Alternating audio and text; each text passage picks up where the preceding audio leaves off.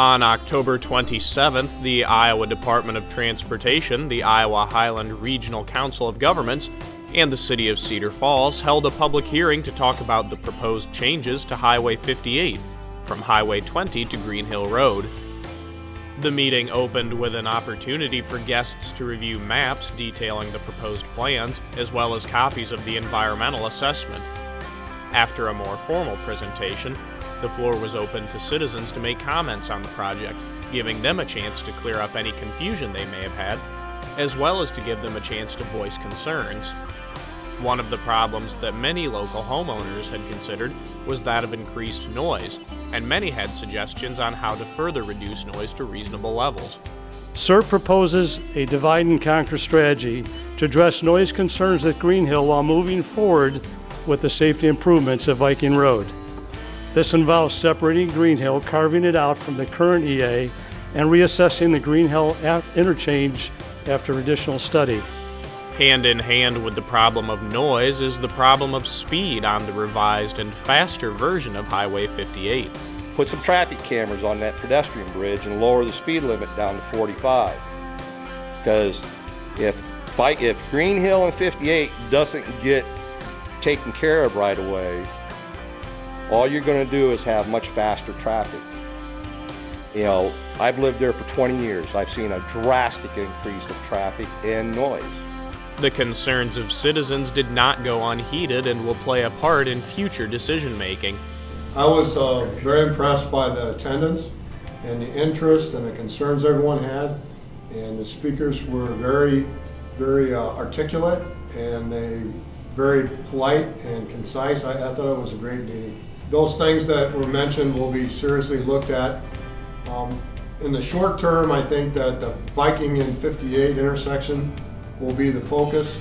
I know that there's lots of concerns about noise at Green Hill. That will be revisited when that design is funded. The one thing I want to mention too is from this point forward, from this point back, it's been a cooperative effort between our local metropolitan planning organization, the City of Cedar Falls, and the Iowa Department of Transportation. The Iowa DOT is going to take the lead from here on in the final design process. At this point, the project has only one stage funded. The intersection of Highway 58 and Viking Road will be altered, leaving Viking at its current level and lowering 58 until it passes beneath.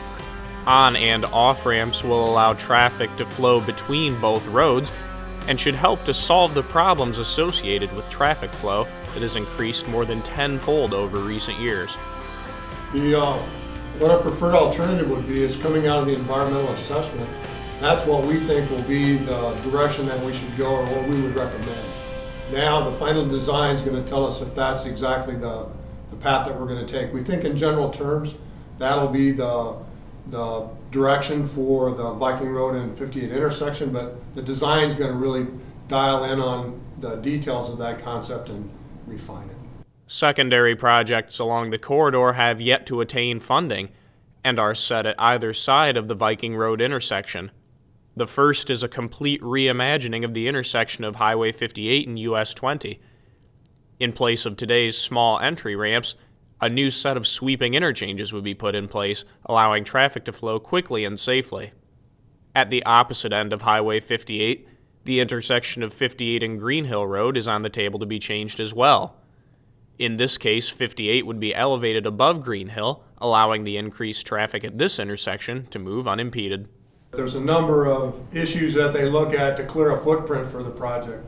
Now we move into final design. Now we actually go in there and do the detailed engineering work that builds that underpass at Viking, that improves the side road access, that coordinates all the construction, staging, and all that kind of stuff.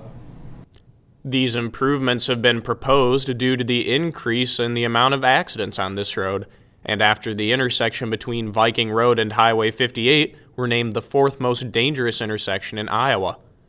If I were going to say what has driven this project, it's in every aspect it would be safety. It would be safety of the traveling public, safety of the commercial trucking companies that come and go of our industrial park, the safety of pedestrians. That's one thing that Viking 58 intersection lacks, is a real good pedestrian access across that road, and then thirdly, or finally, it would be the recreational aspect of it and getting bicycle and recreational users through that area too.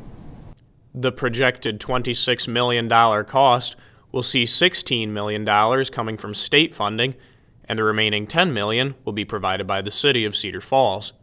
The funding is lined up for a 2017 construction date. For Cedar Falls City News, I'm Nathan Grieve.